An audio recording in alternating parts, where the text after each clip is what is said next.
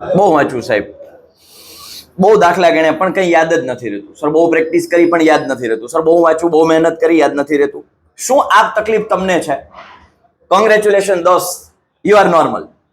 કોઈ જ તકલીફ નથી, તમે બરાબર છો સાહેબ. આવું કેમ? સાચી વાત છે. તમને જ્યારે વાંચતા હશો ને ત્યારે યાદ નહીં રહે, સ્વાભાવિક છે.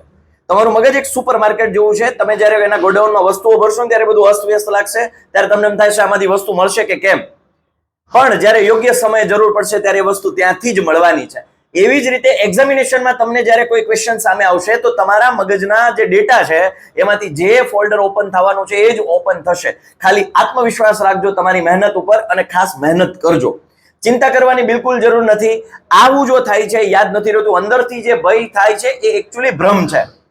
વાસ્તવિકતા કંઈક અલગ છે. જ્યારે પેપર લખવા બેસો ત્યારે ચોક્કસથી યાદ આવશે, પણ મહેનત કરવાનું ચાલુ રાખજો. જો તમને પણ આવી તકલીફ હોય કે સર ડર લાગે છે, યાદ નથી રહેતું તો કમેન્ટમાં મને જરૂરથી જણાવજો.